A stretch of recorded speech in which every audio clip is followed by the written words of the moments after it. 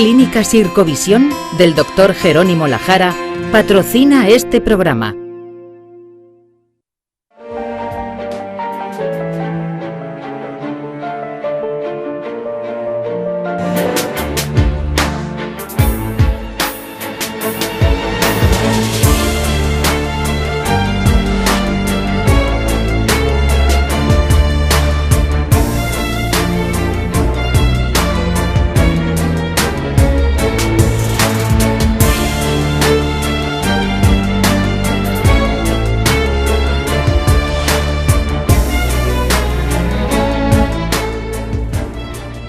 Bienvenidos a La Salud en tus manos, un programa que hacemos aquí en Popular Televisión y que también emiten nuestros amigos del grupo Cadena Media. Hoy damos comienzo a la quinta temporada y lo primero que quiero hacer es agradeceros que nos hayáis seguido durante tanto tiempo y espero y deseo que también lo hagáis en esta quinta temporada.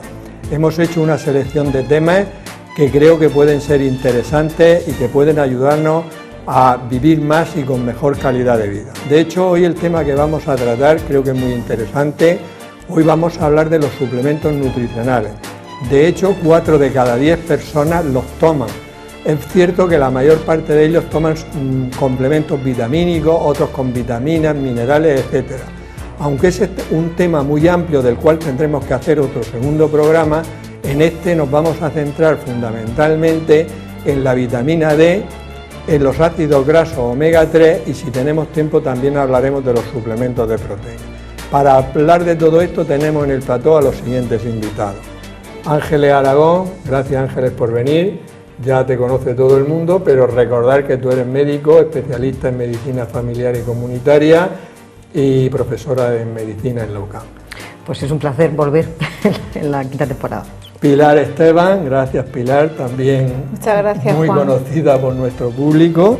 Tú eres especialista en medicina del aparato digestivo en el Morales Mesón. Efectivamente. Pedro Lillo, gracias Pedro por venir. Muchas gracias. Tú eres nutricionista, eres tecnólogo, además te formaste aquí en la UCAM, y ahora eres el responsable de la clínica Plan Mediterráneo. Muchas gracias, Juan. Y José María Sandri, también conocido por nuestra audiencia, es enfermero y además es profesor de nutrición. Gracias, Sandri, por venir. A ti. Hemos sacado las cámaras a la calle y vamos a ver qué le gustaría saber a la gente sobre el tema que vamos a tratar hoy. Pues yo quería saber qué son los suplementos nutricionales. ¿Qué beneficios tienen los suplementos? ¿Cuándo debemos tomar suplementos nutricionales? Bueno, estas preguntas las vamos a ir respondiendo a lo largo del programa. Como decía, vamos a entrar hablando de la vitamina D, de cuándo hay que tomar vitamina D, etcétera. Pero lo primero que te quiero preguntar, Ángeles, es primero, ¿qué son las vitaminas? Puesto que vamos a hablar de la vitamina D. Y una pregunta que a lo mejor sorprende a nuestra audiencia es la siguiente, que es, ¿la vitamina D es una vitamina o es una hormona? Pues tienes toda la razón porque de hecho comúnmente lo que llamamos vitamina D pues resulta que ni es una vitamina propiamente ni siquiera es una. Una vitamina sería una sustancia que el propio organismo no puede producir y por eso se tiene que ingerir en las cantidades adecuadas. Sin embargo, una hormona, por muy compleja que sea, el organismo tiene capacidad de sintetizarla. Por tanto, la vitamina, la mal llamada vitamina D, que de hecho no es una, sino que tiene distintos metabolitos que se producen por una combinación entre la piel, hay una parte de síntesis en la piel, luego en riñón y luego en hígado. Por lo tanto, la vitamina D se comportaría y debería de ser llamada correctamente como una hormona muy importante. La gente la relaciona básicamente con cuestiones de hueso, de la osteoporosis o en los niños el raquitismo o osteomalacia en adultos, pero se ha estudiado mucho, que es por lo que está probablemente tan de moda y también la medimos y la estudiamos, por su implicación, su relación, se ha encontrado relación entre este déficit de esta hormona vitamina en problemas de salud muy variados y muy importantes como afectación del sistema inmunológico y la hipertensión, enfermedades cardiovasculares. Iremos hablando detenidamente, pero en fin, el concepto lo has dicho tú perfectamente. La vitamina el organismo no puede No la formarla puede y necesitamos tomarla con los alimentos, y la hormona la forma el organismo. Sí. Vamos a ver, Pilar, nosotros vamos a emplear la terminología porque si habla de vitamina D, vamos a unas sabiendas de que es una hormona, porque si no vamos a liar mucho a la gente, pero ya hemos iniciado que vayan conociendo la nueva terminología, ¿no?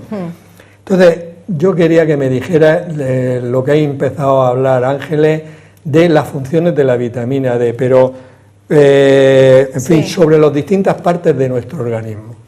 Bueno, pues como hemos comentado, la vitamina hormona D se ingiere a través de la alimentación, pero es sintetizada a través de la piel por los rayos UV, por la exposición de la luz solar. Entonces, eso es una forma de momento inactiva, y para pasar a sus metabolitos activos tiene que tener un paso hepático y posteriormente un paso renal. Entonces, la vitamina D funciona en multitud de funciones biológicas, sobre todo clásicamente asociados a osteoporosis, raquitismo, problemas óseos, pero se ha visto que prácticamente todas las células de nuestro organismo expresan receptores para la vitamina D, por lo que es constante el aumento de las publicaciones científicas que implican la vitamina D con un montón de funciones biológicas. Se ha relacionado pues con alteraciones del sistema inmunitario, porque muchos de los receptores de los linfocitos, los antígenos, células dendríticas y macrófagos tienen receptores de la vitamina D, por lo que funciona dentro de la regulación del sistema inmunológico.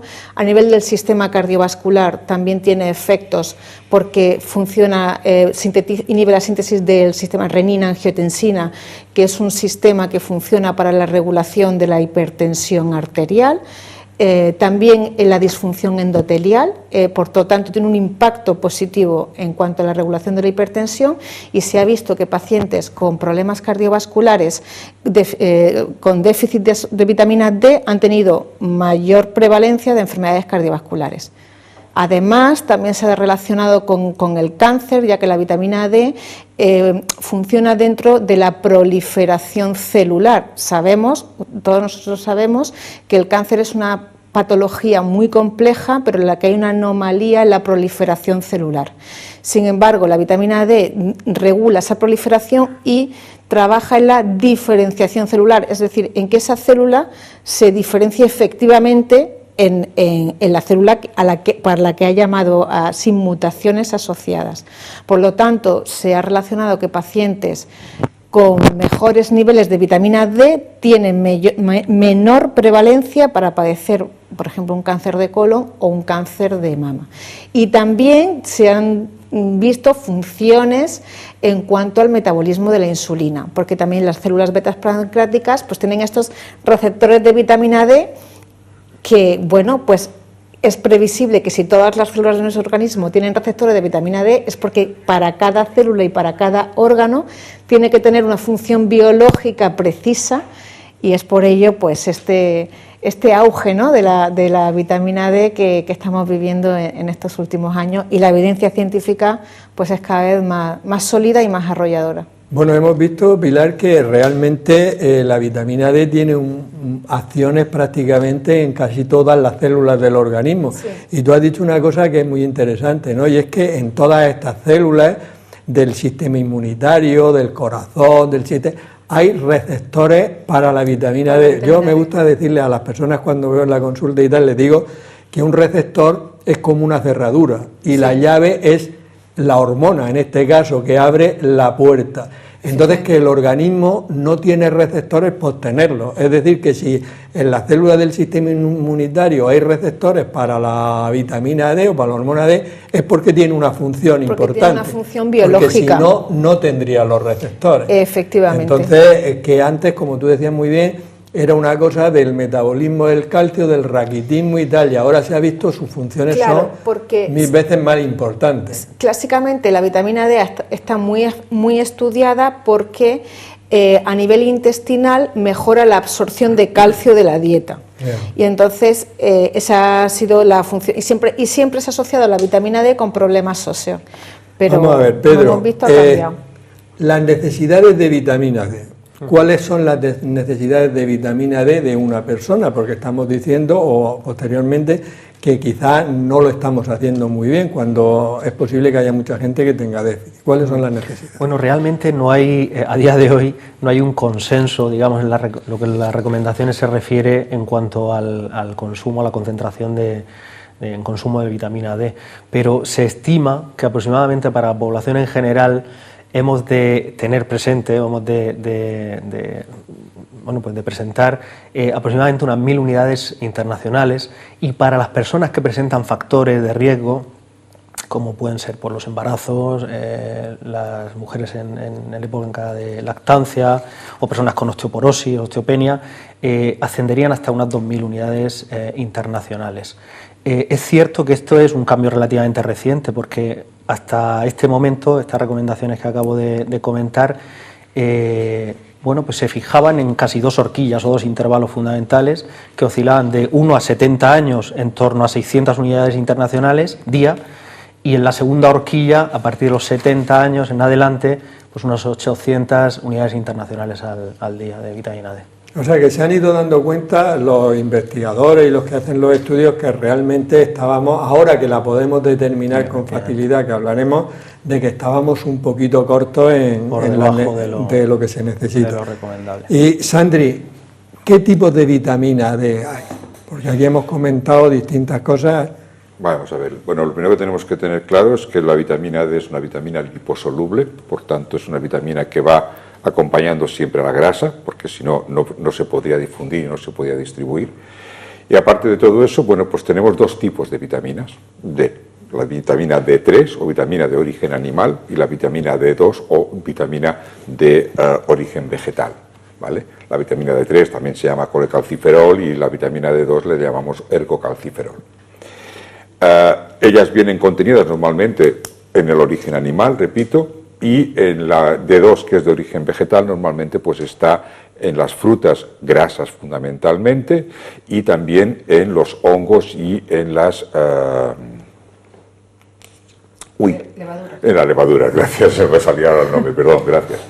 Evidentemente todo lo que ingerimos lo ingerimos como no activo, y luego necesitamos, pues como lo han explicado posteriormente, el activarlo a través de los metabolitos, y fundamentalmente también, pues bueno, pues por los rayos UVA, la D3, que es la que fundamentalmente obtendríamos normalmente muchas veces como origen del colesterol endógeno, que solemos, a partir de ahí es donde solemos obtener la vitamina D3, y luego la vitamina D2, que evidentemente, pues bueno, pues la podemos ingerir, y todas ellas se tienen que metabolizar primero a nivel hepático y luego a nivel renal. Fundamentalmente tenemos 2, D3 y D2. Bueno, por hacer un resumen, que me ha parecido esto estupendo, a ver si os parece. O sea, nosotros podemos tener como fuente de vitamina dos orígenes. Por un lado, la alimentación, tanto de origen vegetal como de origen animal, y luego los rayos ultravioleta, que a través del colesterol que tenemos en las células de la piel, se forma la vitamina D.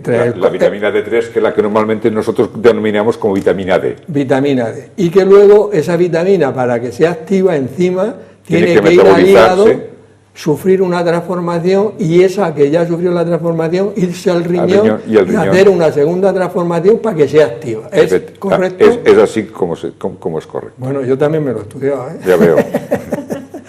Vamos a ver, vamos a pasar a nuestra sección Palabras de Médicos, donde nuestro profesor de latín y griego, Juan Carlos Ferre, y nuestra experta en traducción, Mariluz Soler, han elegido unas palabras en relación con el tema de hoy. Muy buenas, hoy vamos a hablar de la alimentación, de los suplementos, de las vitaminas, de las proteínas, del omega 3, del colágeno. Empezamos, si te parece, por el origen de la palabra suplemento. Viene del latín sub, que es por debajo, y plere, que es llenar. Por tanto, sería aquello que viene a llenar lo que está por debajo. Otra palabra de la que vamos a hablar es la palabra vitamina, que viene del latín vita, que significa vida, y con la finalización amina, derivado del amoníaco, que está presente en muchos términos médicos. Tenemos muchos tipos de vitaminas, por ejemplo la A, la B. La vitamina M se conoce como ácido fólico. Folium es en latín hoja, y esto es precisamente porque es una sustancia que está presente en las hojas. Y entre las vitaminas, en los últimos hallazgos más recientes, tenemos a la omega 3, que fue objeto de estudio por Hans Bank en Groenlandia, donde sus habitantes, los esquimales, pues tenían una dieta muy rica en pescado, y resulta que sufrían muy poquitas enfermedades cardíacas, con lo cual descubrieron que en el pescado efectivamente hay mucha omega 3, y que es muy bueno para el corazón. En el pescado también hay muchas proteínas. El origen de la palabra proteínas está en el griego protos, que es primero, porque es una de las materias principales de la materia orgánica. Y otro tipo de proteína es el colágeno, muy usado en estética.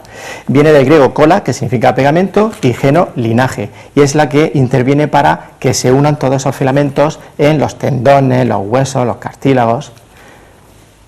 ¿Palabras de médicos?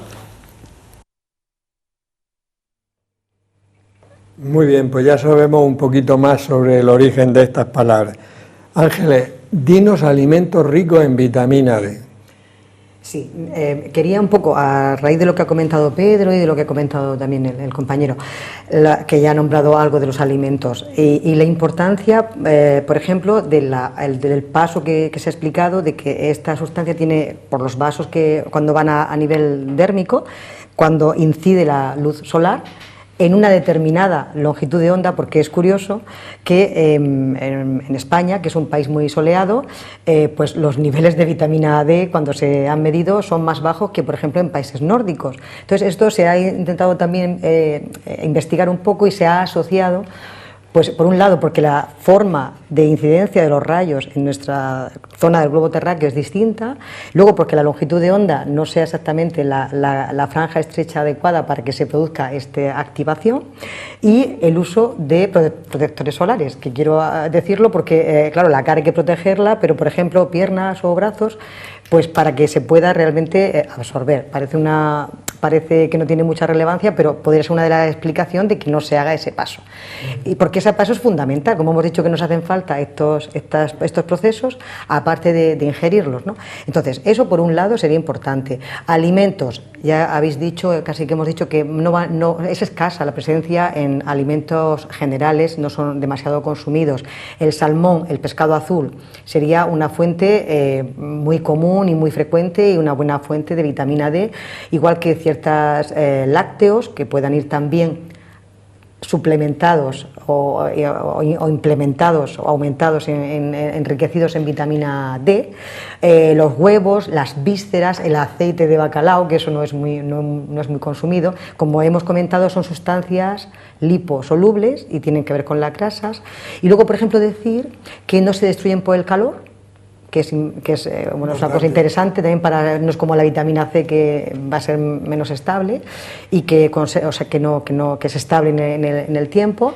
Y luego estaría la opción de cuando sabemos que hay dificultad por el tema solar, hay dificultad por la ingesta, aunque se tomen alimentos enriquecidos, cabría plantearse, que es por lo que está muy trabajado ya actualmente, ya a nivel más médico, el uso del complemento, ya en forma farmacológica, en forma de pastilla o otro tipo de producto, para garantizar esas cifras. Pero los alimentos son, no son muy variados, son muy limitados, por eso es por lo que se hacen estrategias de enriquecimiento de otros productos, básicamente el lácteo, en la mantequilla también, por ejemplo, pero bueno, la mantequilla luego tiene la parte negativa. Claro, tú lo has explicado muy bien, Ángel, es que realmente primero antes no medíamos la vitamina D y no sabíamos el déficit real, y luego alimentos que antes tomábamos con más frecuencia y encima se usaban menos protectores solares, o sea que ha habido una serie de circunstancias que han hecho que realmente tengamos un déficit que en muchos casos, como ahora veremos, hay que suplementarla.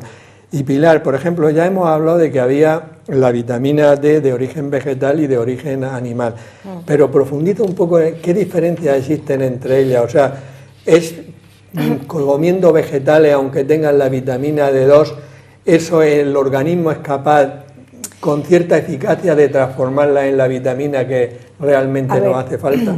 De forma teórica, bueno, como se ha comentado, la vitamina D3 o el colecalciferol que se obtiene de la piel de los animales, de la lana, y también hay una D3 que se puede obtener del líquen, ¿vale? Y la vitamina D2, el ergocarciferol, que se obtiene de levaduras y hongos, de setas y champiñones que han sido expuestos a la luz ultravioleta. O sea, que no vale cualquier champiñón. O sea, por tanto, en la variedad de alimentos vegetales en las que encontramos la vitamina D, la D2 en este caso, pues son escasos, que no son muy abundantes. Entonces, Ambas formas son metabolitos biológicamente inactivos, y cuando pasan por el paso hepático, ambos se convierten en el metabolito activo, que es la 25-dihidroxivitamina D. Vamos a ver, hay varios estudios o varios metaanálisis que, sobre todo cuando queremos hacer una suplementación o hacer una estrategia terapéutica con vitamina D, la vitamina D3 es más efectiva que la vitamina D2 para conseguir aumentar los depósitos de vitamina D en el organismo. Y luego, teniendo en cuenta pues que no todo el mundo consume setas y hongos con frecuencia, pues claro, es mejor, pero ambos metabolitos son inactivos, se activan en el paso hepático, pero biológicamente son más potentes en algunos metaanálisis la forma animal, la D3. Muy bien, Pedro. Vamos a ver, ¿hay datos sobre el número de personas, porcentaje de personas que tengan déficit de vitamina D? Porque antes pensábamos, insisto, todos pensábamos que teníamos suficiente. ¿Y por qué hay tantas personas con déficit? Bueno, ya se ha comentado en la mesa bastantes cosas al respecto.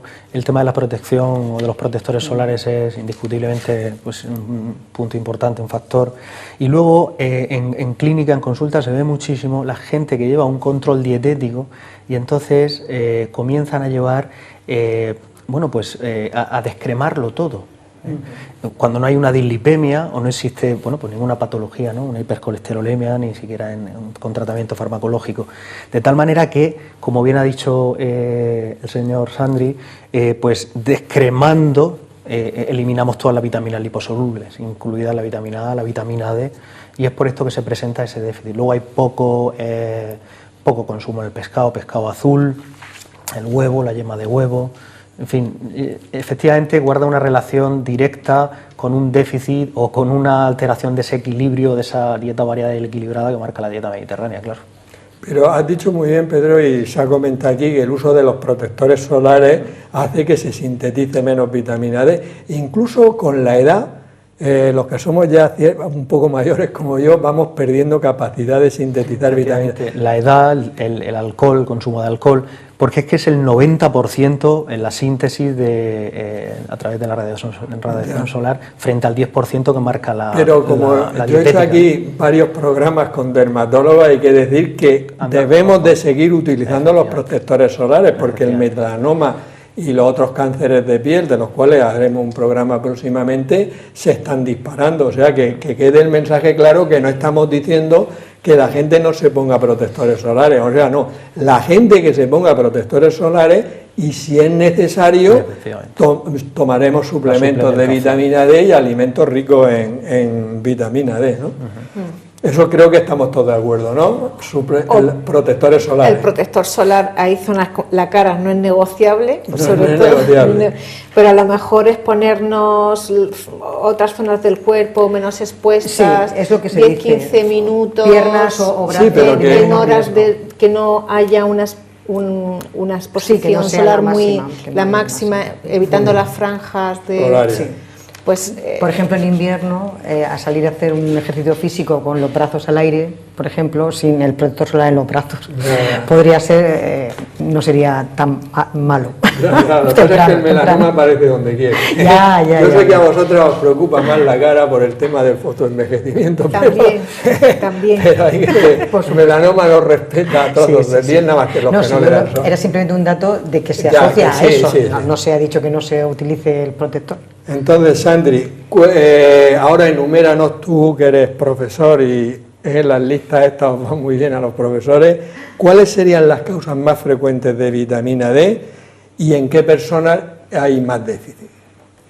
A ver, ya se han dicho bastantes cosas, con lo cual voy a intentar sintetizarlo porque ya lo hemos hablado mucho, pero bueno, fundamentalmente es el déficit en la ingesta, que es uno de los más importantes. Es decir, incluso muchas veces yo digo que aquí en Murcia ya tenemos delito en el tema de la ingesta cuando nos llaman los pimentoneros, ¿no? Y encima el pimentón tiene muchísima vitamina D, o sea que es curioso, y encima tenemos mucha insolación, ¿no?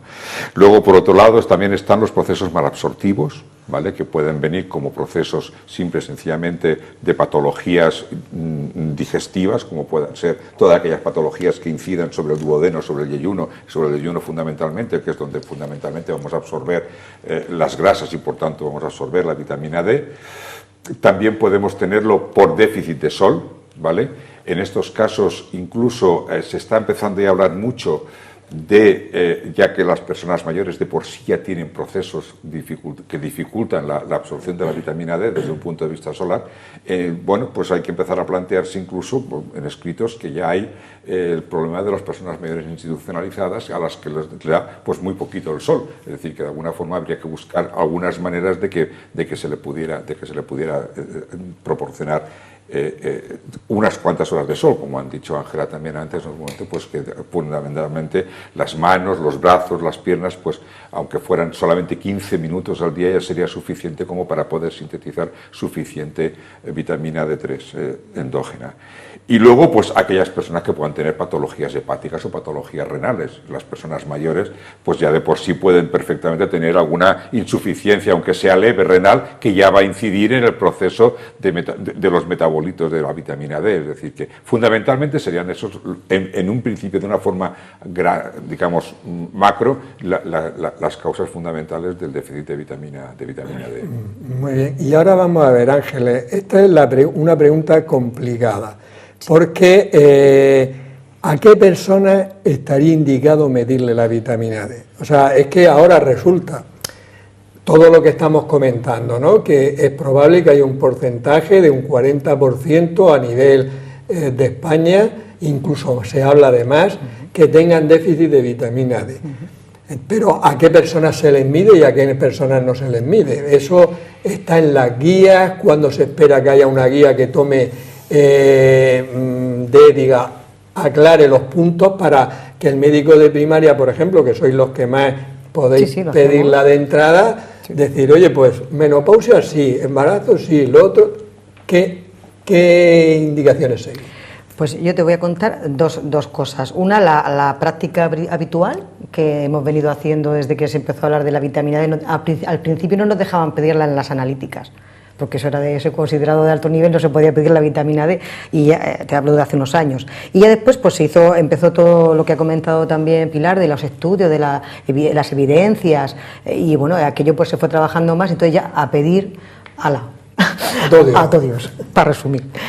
Hasta que, bueno, yo personalmente también, yo cuando estamos con los residentes digo, vamos a hacer una exposición de la vitamina D, porque cada vez eso está en cambio, de hecho no hay un consenso ni siquiera aún, y sigue sin estar claro el tema de a quién hacer. Y de hecho la recomendación a fecha de hoy es que no está indicado el cribado que se llama poblacional, a diestro y siniestro no estaría indicado. ¿Por qué? Pues porque cuando tú pides una prueba tienes que saber lo que vas a hacer con el resultado. Entonces, como tampoco está absolutamente claro las cifras a partir de las cuales es necesario o no suplementar, independientemente luego ya de las dosis, pues este sería el hándicap. De hecho, cuando a nosotros nos vienen los resultados de las analíticas, te viene como una especie de tabla de tanto a tanto se considera suficiencia, de tanto a tanto insuficiencia, y tú luego pues tienes que aplicar, digamos, estos valores, pues edad, circunstancia, porque no es lo mismo un señor diabético de 70 años que a lo mejor una chica de 30 años con sus periodos y todo normal. Es distinto, ¿no?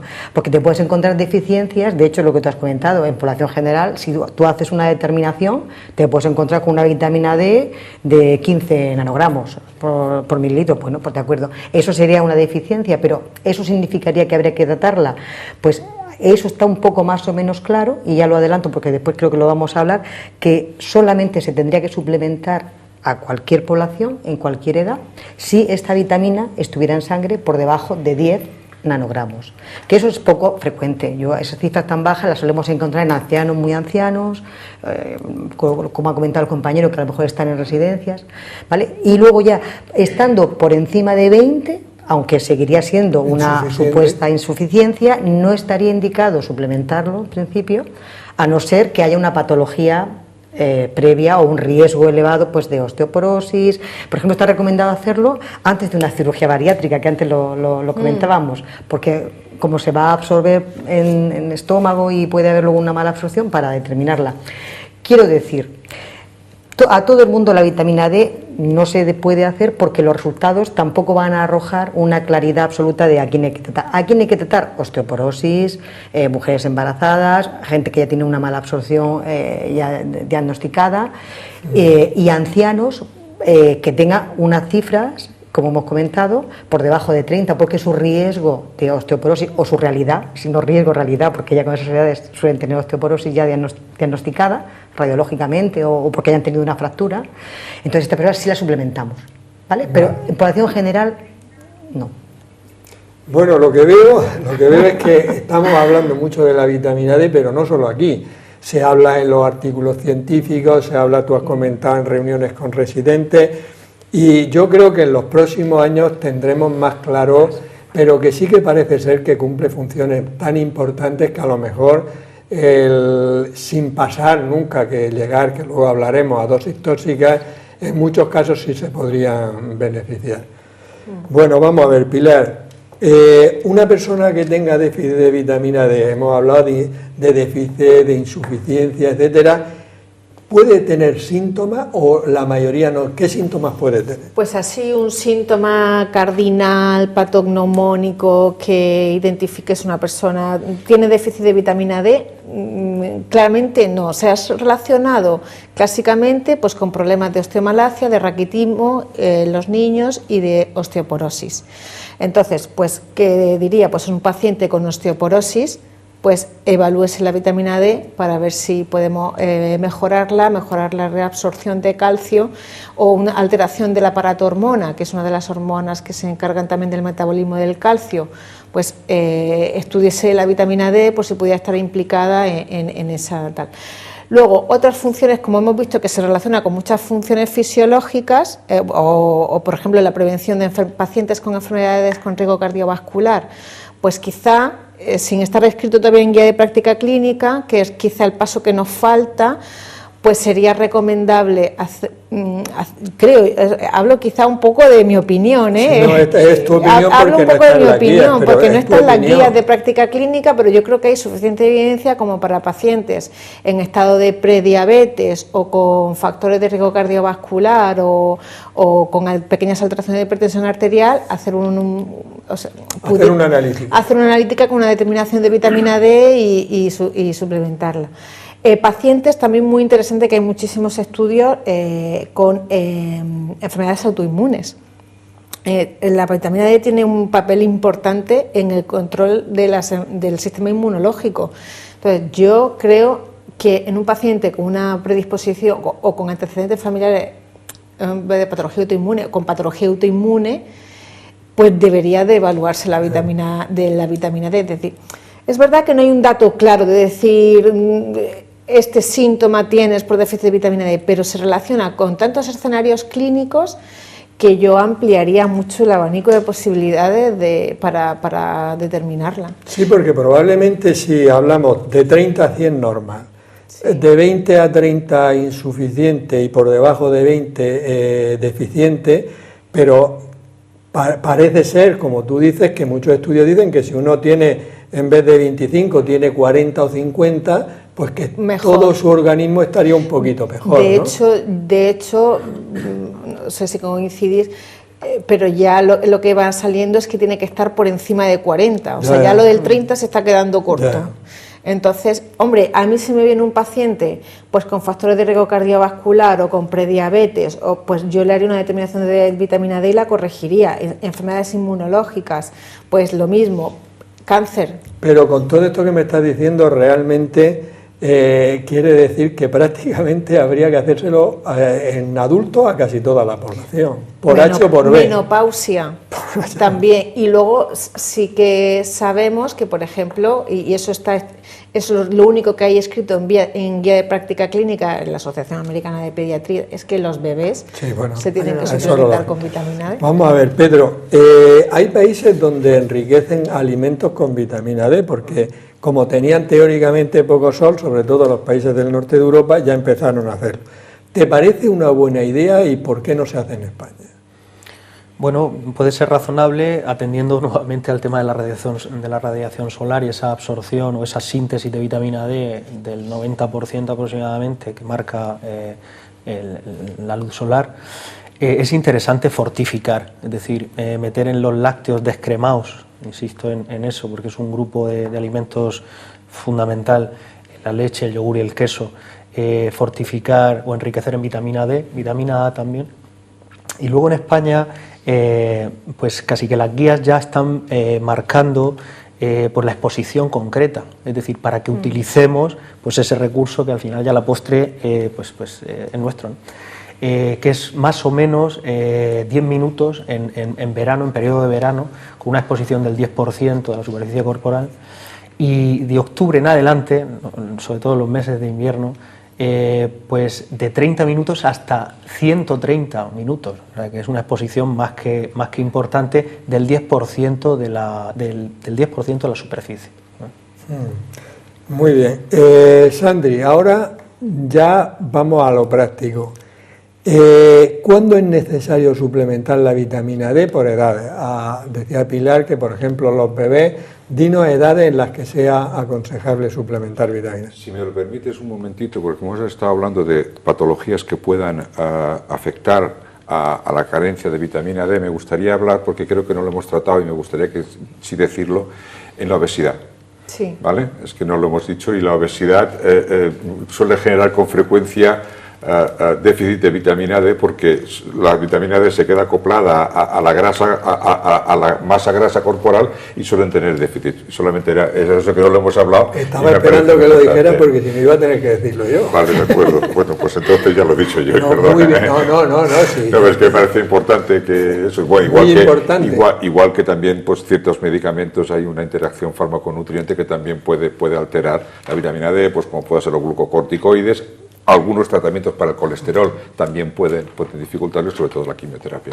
Ya está, no, pero lo de los corticoides creo que debe resaltarlo. Los glucocorticoides debe resaltarlo incluso más, porque hay mucha gente que toma corticoides por enfermedades reumáticas, asma, etcétera, y en todas esas personas. La artritis reumatoide, por ejemplo, pues tienen siempre que tomar todas esas personas sí que es obligatorio el suplemento, obligatorio. Sí. Bueno, eso ya lo veríamos. La pregunta que me has hecho es por edades la cantidad de vitamina D que tendríamos que suplementar. A ver, aquí también se ha hablado, ¿no? Es decir, bueno, pues menos de 20 nanogramos por mililitro se considera que es una deficiencia importante. Bueno, por debajo de 30 pues se puede considerar que hay un déficit, pero no tan importante, y teóricamente por encima de 30 pues ya estaríamos en cifras de normalidad. Sin embargo, como ya he comentado muy bien, la Sociedad Americana de Endocrinología está hablando entre 40 y 70 ya hoy por hoy, con lo cual quizás la suplementación por edades o la suplementación dependiendo de los déficits también se ha modificado mucho, y por tanto pues podemos dar reglas generales pero no específicas, porque a lo mejor pues dependiendo de quién nos esté escuchando puede decir que puede hasta decir que no está de acuerdo, ¿no?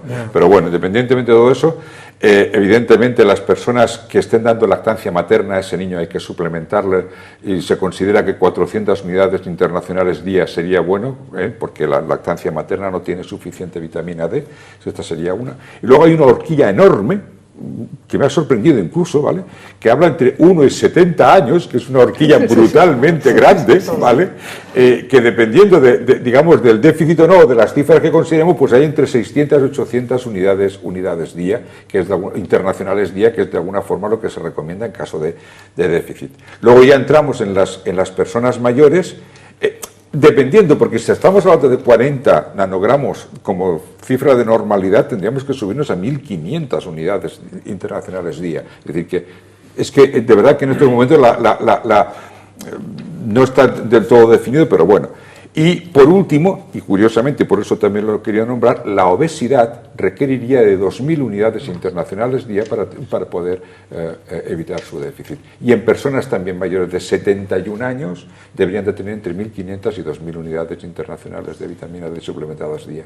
Yo creo que lo estáis haciendo fenomenal. Lo que no tengo claro es que a la gente luego... es que lo que hay que llamar la atención es que es un tema que no está terminado. Entonces, la gente cuando vaya a su médico y haya visto el programa y le consulte, que sepa que hay cosas que sí que están muy claras y muy definidas, pero el 100% no es como decimos, glucosa normal de 70 a 100. No, aquí hay unos márgenes. Hay unos márgenes que según sociedades pues marcan unas o marcan otras. Y que posiblemente en los próximos años vayamos a niveles, a que sea normal tener unos niveles un poco más altos de vitamina D. Eso es lo que parece. Porque las carencias generan complicaciones muy serias. Muy serias. Y para complicar más las cosas, Ángeles, vamos a complicar un poco más la cosa. Resulta que hay preparados para tomarlos todos los días. Y luego hay preparados que podemos tomar semanalmente o incluso estos mismos de forma mensual. A ver, tú como médico de atención primaria que te lo tropiezas todos los días. Todos los tú días. Cuando mandas un preparado diario, cuando mandas un preparado que pues, se pueda dar por semana o incluso por meses. Vamos a ver, hoy en día ya el preparado diario de la vitamina D como tal se suele utilizar asociado con calcio, es que suele tomar diariamente. Es un tipo de pastilla que está pensado para la persona que ya tiene alguna indicación de riesgo de osteoporosis, osteopenia o que ya está en una menopausia y la determinación de vitamina D ha podido salir, como estamos hablando, en estos márgenes, no de una clara deficiencia, pero que estuviera en esos márgenes, se podría suplementar, aprovechar y decir, damos el calcio con la vitamina D junta. Habéis comentado, y eso ha salido hace muy poquito, hasta ahora los preparados comerciales llevaban 800 unidades internacionales de vitamina D y ahora ya ha salido con 2000.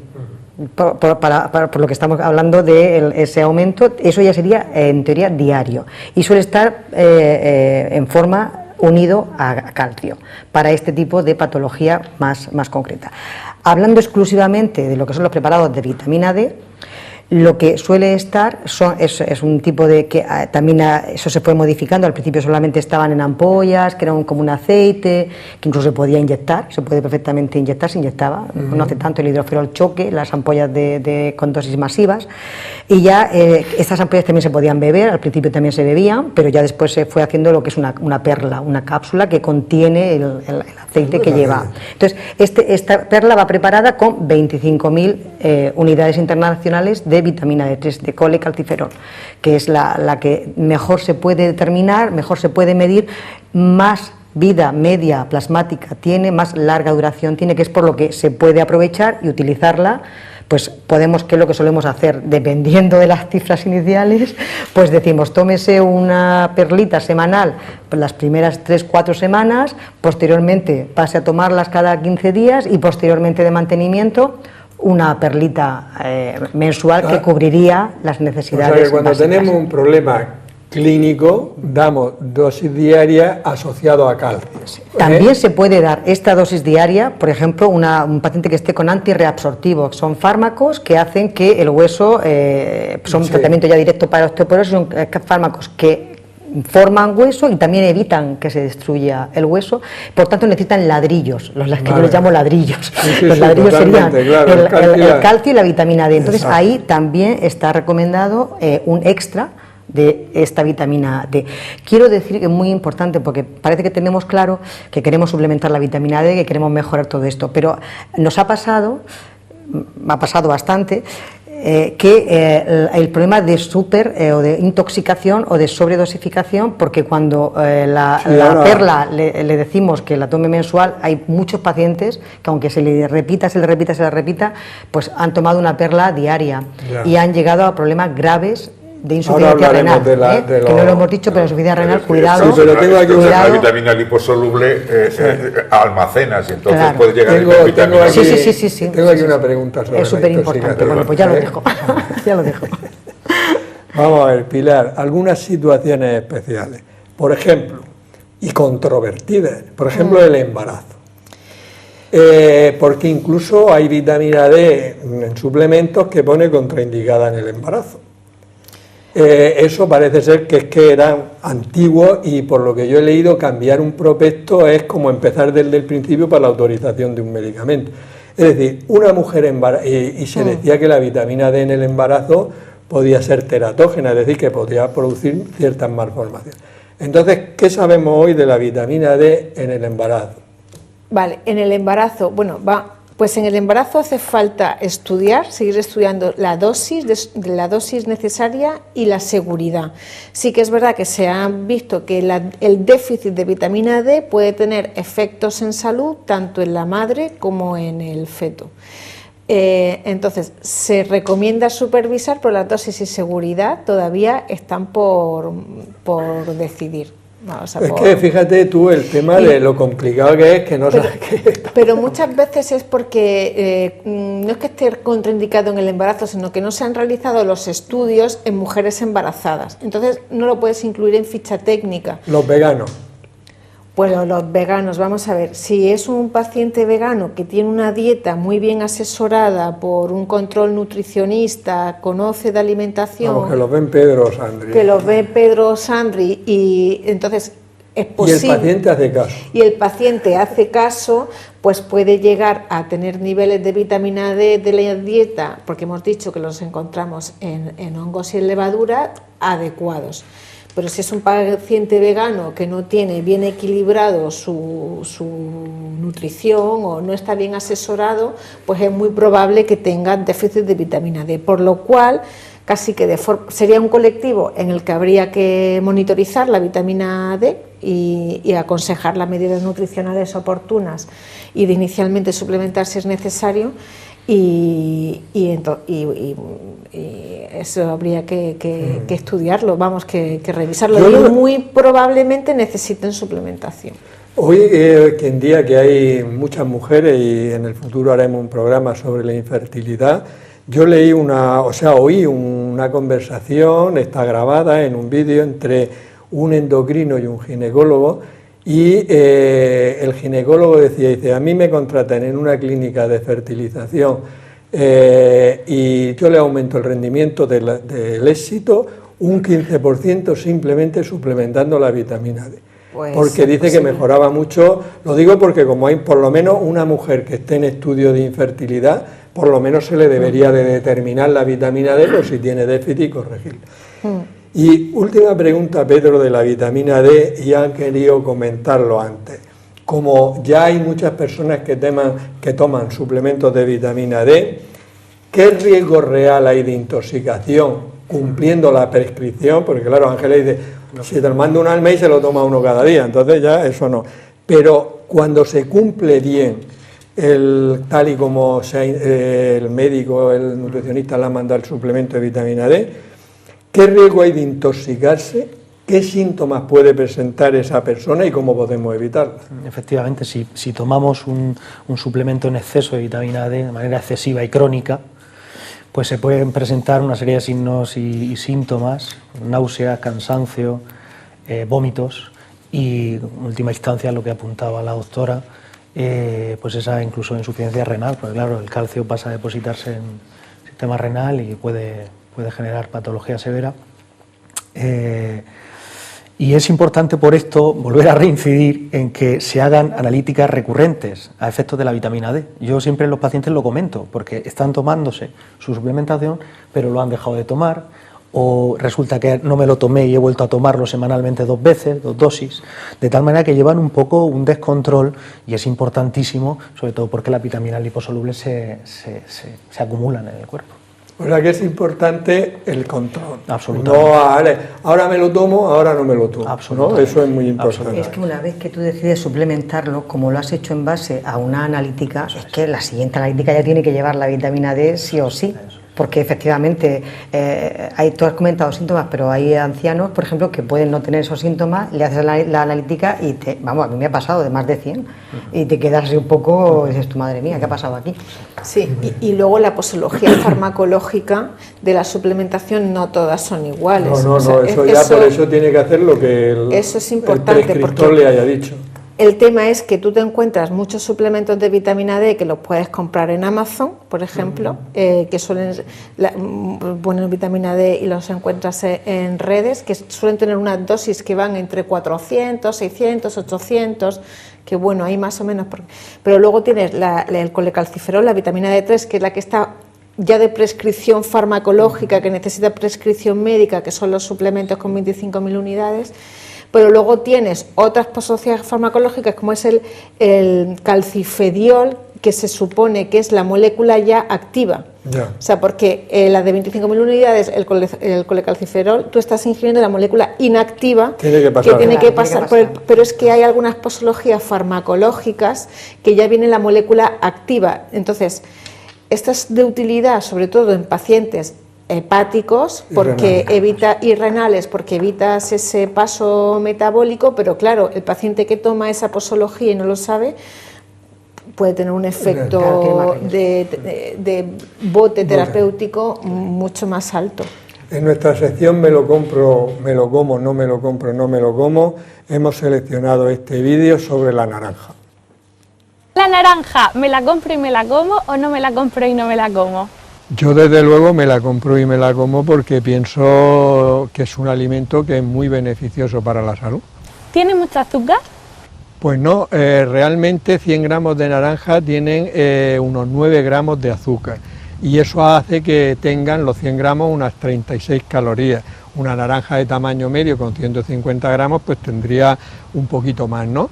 Pero hay que decir que el azúcar que tiene la naranja, como va dentro de la estructura del alimento, entonces si nosotros no la comemos masticándola y tragándola, etcétera, van a pasar a la sangre lentamente y entonces no hay ningún problema.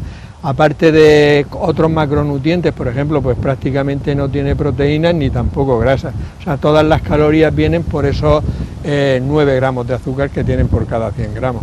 Y también tiene muchas vitaminas, ¿no? Bueno, tiene algunas vitaminas, por ejemplo, la más característica es la vitamina C, que unos 100 gramos de naranja tienen 50 miligramos de vitamina C, o sea que una naranja de tamaño medio ya nos vamos a 75-80 miligramos. Eso ya cubre de sobra las necesidades diarias de vitamina C, fíjate si eso es importante. También tiene ácido fólico, que es o vitamina B9, que es muy importante para el metabolismo. Y luego también tiene lo que le da el color, que son los beta-carotenos, que el organismo los transforma en vitamina A, y esa vitamina A es muy importante, por ejemplo, para la visión y también para el cuidado de las mucosas, es decir, para evitar resfriados, catarros, porque hace que las mucosas y la piel estén en un estado mejor de nutrición y de todo. ¿Y qué nos puedes decir de los minerales? Bueno, tiene pequeñas cantidades de algunos minerales, por ejemplo, de calcio tiene 40 miligramos en cada 100 gramos, que no es mucho, pero todo va sumando a lo largo del día. Tiene 15 miligramos de magnesio, tiene además potasio y tiene 200 miligramos, que no es una cantidad pequeña, es decir, tiene pequeñas cantidades de minerales, pero que esto dentro de una alimentación completa, adecuada, pues nos va a aportar unas pequeñas cantidades junto con otros alimentos y al final tendremos todo lo que necesitamos. ¿Y sobre la fibra? Bueno, tiene 100 gramos de naranja, tienen unos 2 gramos y medio de fibra, ¿vale? No es una cantidad exagerada, pero tampoco es pequeña. Piensa, como decía, que en 150 o 200 gramos ya estamos tomando 4 o 5 gramos. Un adulto necesita entre 25 y 30 gramos de fibra al día, por un lado de la fibra insoluble que evita el estreñimiento, pero por otro lado de la soluble, que la naranja tiene de las dos, siempre y cuando que nos la comamos masticándola. No tiene nada que ver un zumo de naranja con una naranja comida tradicionalmente, ¿vale? Entonces es una cantidad considerable y, como te decía, la fibra soluble sirve para retrasar la absorción de los mismos azúcares que tiene y también como alimento a la microbiota, a todos los gérmenes que tenemos en el intestino. Entonces, en resumen, ¿es un alimento recomendable para todas las personas? Totalmente recomendable. Mira, yo como endocrino había veces que personas con diabetes me dicen, es que yo no como naranja, digo, error. O las personas con diabetes, con hipertensión, con colesterol alto, con que tengan sobrepeso u obesidad, y en general es un buen alimento para cualquier persona. Pues muchas gracias. Bueno, ya sabemos un poco más sobre un alimento que podemos comer sin ningún problema, es más, deberíamos de comer, que es la naranja. Hemos terminado con la vitamina D, bueno, podríamos estar hablando un día entero, pero en fin, creo que ya le hemos explicado lo suficiente a las personas que nos vean y vamos a tratar otro tema rápido porque estamos ya muy mal de tiempo, que es el tema de los ácidos grasos omega 3. Sandri, dinos muy brevemente qué son estos ácidos grasos. Bueno, muy brevemente, válgame Dios. Bueno, lo intentaré, ¿eh? Nos quedan menos de 10 minutos, o sea que... Dame 2. No, bueno, mucho. En principio hay que entender que los ácidos grasos son moléculas de carbono, hidrógeno y oxígeno, ¿vale? Y normalmente lo que hay son uniones, ¿de acuerdo? Cadenas, ¿vale? Que se van uniendo a través de enlaces de los átomos de carbono, ¿de acuerdo? Dependiendo del número de átomos de carbono tendremos de cadena corta o de cadena larga, ¿vale? Los de cadena corta les vamos a llamar los ácidos grasos saturados y los de cadena larga vamos a llamarles insaturados. ¿Cuál es la diferencia entre uno y otro? La diferencia está en que los saturados siempre tienen un solo enlace dentro de esas cadenas, mientras que en los digamos, insaturados pueden tener más de un enlace, pueden tener dobles enlaces que se denominan entre cada uno de los átomos de carbono. Bien, vámonos a los insaturados, que es lo que nos interesa por ver los ácidos grasos omega 3. Dentro de los poliinsaturados tenemos dos fundamentalmente, los monoinsaturados y los poliinsaturados. Los monoinsaturados, que es el famoso ácido, es el oleico, el del aceite de oliva, donde tiene un doble enlace en el enlace número 9. Y luego tenemos los poliinsaturados, que es, entre ellos está el omega 3 y está fundamentalmente el omega 3 y el omega 6. ¿Qué es el omega 3? Pues el omega 3 fundamentalmente es un poliinsaturado, tiene tres, creo recordar, dobles enlaces, y el primer doble enlace está en el enlace número 3. Vale. ¿Qué importancia tiene, entre otras, además de eso? Además de eso es que hay que tener en cuenta, y recordémoslo siempre, lo que significa esencial en nutrición, porque el ácido graso omega 3 es un ácido graso esencial. ¿Eso qué quiere decir? Que independientemente de que es absolutamente necesario, es que además lo tenemos que ingerir para poder tenerlo, porque si no lo ingerimos, nosotros no somos capaces de fabricarlo. Bueno, y eso sería el ácido graso omega 3 en resumen. Muy bien explicado, y sobre todo el final. Nosotros no podemos formarlo, no podemos hay que tomarlo con los alimentos. Por eso creo que lo más importante es eso, para que cumplan sus funciones. ¿Cuáles serían esas funciones, Ángeles? Pues las funciones, como él ha comentado, el tipo de ácido graso que es fundamental, sobre todo para el desarrollo de las membranas celulares, que están formadas por lípidos, y básicamente por esa cuestión, cuando se está formando el cerebro, en la etapa infantil o intraútero del bebé, incluso hasta los 2 años de nacimiento, sería muy importante para garantizar ese desarrollo. Y también pues se ha visto que puede tener ventajas o funciones positivas o protectoras para todo lo que es la enfermedad cardiovascular, por también la protección pues de todos los vasos, de todo lo que es el endotelio y de lo que es el corazón. Básicamente sería lo más importante, sería que sí que está muy estudiado y muy claro todo lo que es la formación de la etapa cerebral, sobre todo de los niños, y los adultos más enfocado al tema cardiovascular. O sea que es muy importante en la madre cuando está gestando y luego cuando nace el niño también. Muy bien. Y Pilar, ¿cuáles son estipulados las necesidades de ácidos grasos omega 3? Pues se supone... La cantidad que tenemos que tomar. ¿En miligramos? En miligramos, que la gente nos entiende mejor. O en bocadillos. Bueno, vamos a ver, pues va cambiando en función de la edad. Los bebés se consideran que unos 500 miligramos de omega 3, en la adolescencia 1000, y luego ya en la época más adulta unos 1500, y en las mujeres embarazadas y en la lactancia también unos 1400 o 1500, y en pacientes con insuficiencias cardíacas o con problemas cardiovasculares también se debe de aumentar la ingesta de omega 3, pero de forma general se supone que con la ingesta de 2-3 pescados, sobre todo azules, o semillas, frutos secos, nueces, aceite de linaza, semillas de lino, conseguiríamos los niveles óptimos de omega 3 en una alimentación bien equilibrada. Pero ¿qué alimentos son ricos en ácido graso omega 3? Bueno, ya prácticamente está todo dicho, pero es... Y también si tiene idea de alguna cantidad que tenga el salmón o eso...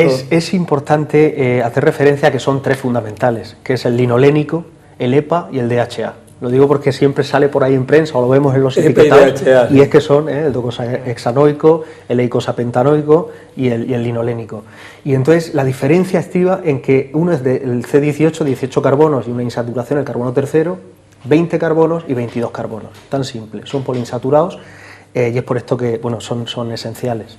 Y efectivamente, como dice la doctora, pues en el aceite de semillas, aceite de linaza, soja, aparece en el pescado graso, semigraso, pescados azules, y luego en el marisco, que es interesante, pese a que siempre hablamos de las dosis o de las concentraciones de colesterol en el marisco, pero también aparece el ácido graso omega 3, este perfil lipídico. Pero tomando pescado 3 veces a la semana, y esto os lo pregunto a todos, ¿necesitaríamos tomar suplementos de ácidos grasos omega 3? A mi entender y bajo mi punto de vista, no. Tomando una alimentación variada y equilibrada. A ver, Pilar, tú que eres defensora de los suplementos. Pues yo lo que veo es que no todo el mundo toma 3 veces pescado a la semana. O sea, yo entiendo que nosotros tenemos que insistir en ese mensaje y yo ese es el mensaje en el que insisto, pero luego hay que aterrizarse en el mundo. En el mundo, la realidad, yo lo que veo en los hospitales es que la gente se está cada vez separando, desafortunadamente, de lo que son unos estándares de alimentación equilibrado. Entonces, yo vuelvo al mensaje de la alimentación, pero al final te ves obligados a suplementarlo. Yo no estoy de acuerdo, pero... te ves obligado a ver, Sandri, yo creo que hay que... Tú lo has dicho bien, parte de mi punto de vista, Pilar. Y es que, pero el mensaje que tiene que quedar claro es que es necesario para una buena salud, luego podemos tratar el tema de los veganos, que se puede hacer, pero en una persona que no sea vegana debe de comer pescado 3 veces a la semana y 1 o 2 debe ser azul, pero y lo tiene que tener más claro que el agua. Por eso te dice que no le gusta. Y ahora con la moda del mercurio y de los metales pesados. El mercurio tenemos los boquerones, las sardinas. Que no quieren tomar pescados grandes azules. Pero porque tenemos el boquerón, la sardina, el bonito, el salmón, el salmonete, o sea que... Pero Juan, esto es como el que le dices al paciente, usted no puede fumar. Ya. Y fuma. Vale, entonces ¿qué hace? Ya pero estamos hablando, aquí hablamos para la población en general. Pues luego para la población general... tienen que comer 2-3 veces de pescado azules a la semana y tener una dieta equilibrada, 20-30 gramos de fibra al día, que se quiten los procesados, tienen que ir a una dieta antiinflamatoria. Ese mensaje no paramos de repetirlo. Pero ¿qué haces con un paciente que te dice que no quiere comer fruta, que tiene intolerancia a la fructosa y que no come fruta ni verdura, o que no come pescado porque no le gusta? Bueno, habrá que tratarlo individualmente. Efectivamente, pero esa realidad... ¿Vuestra opinión? A ver, mi opinión es, primero, lo que tú has comentado ahora, que decir 3 veces pescado a la semana a lo mejor no cubre las necesidades de omega 3, habría que decir pescado azul fundamentalmente. He dicho claro, 1 o 2 de pescado.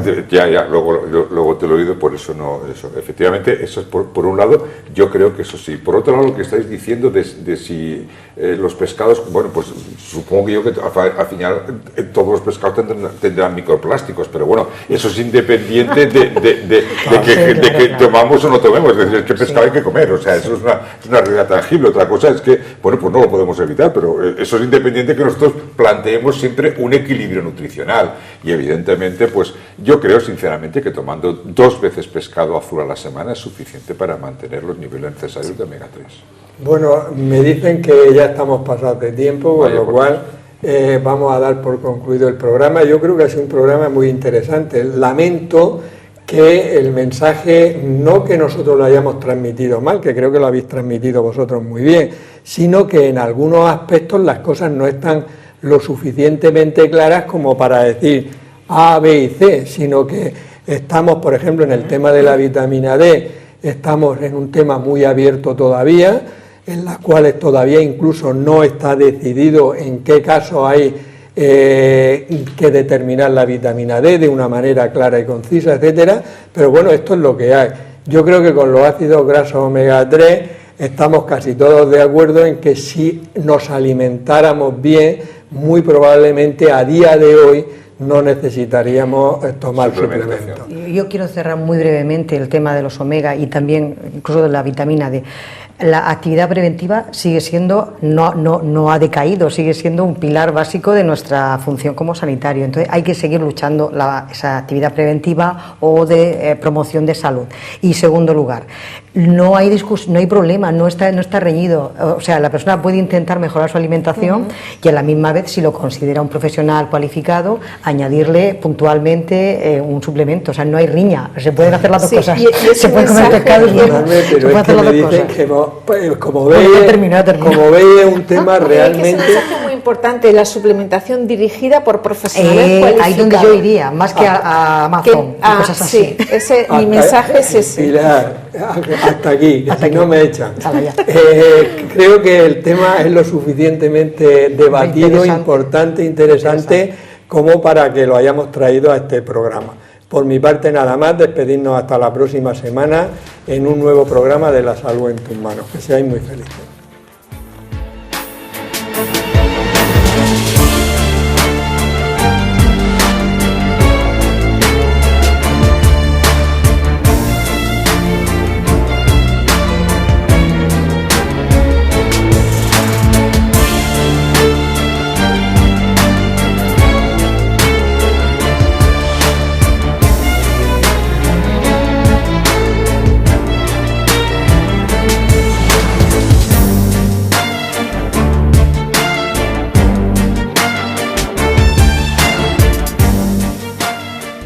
Clínica Sircovisión del Dr. Jerónimo Lajara patrocina este programa.